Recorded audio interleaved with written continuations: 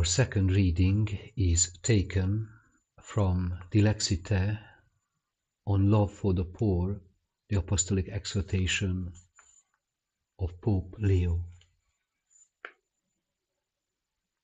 Article 96.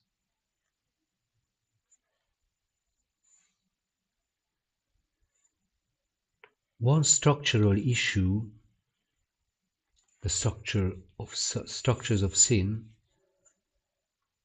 that cannot realistically be resolved from above and needs to be addressed as quickly as possible, has to do with the locations, neighborhoods, homes, and cities where the poor live and spend their time.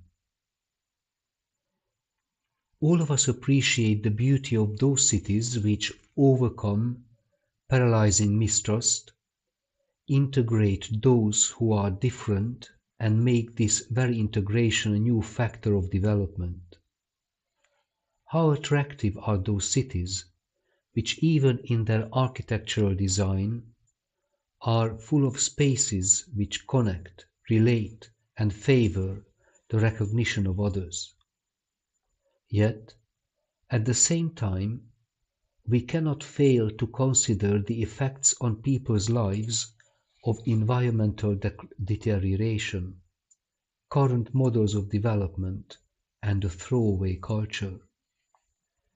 For the deterioration of the environment and of society affects the most vulnerable people on the planet.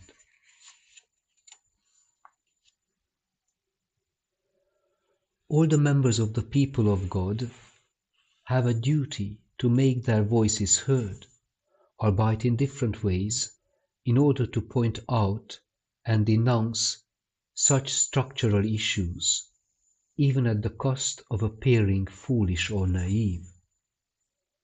Unjust structures need to be recognized and eradicated by the force of good, by changing mindsets, but also, with the help of science and technology, by developing effective policies for societal change. It must never be forgotten that the gospel message has to do not only with an individual's personal relationship with the Lord, but also with something greater, the kingdom of God. It is about loving God who reigns in our world.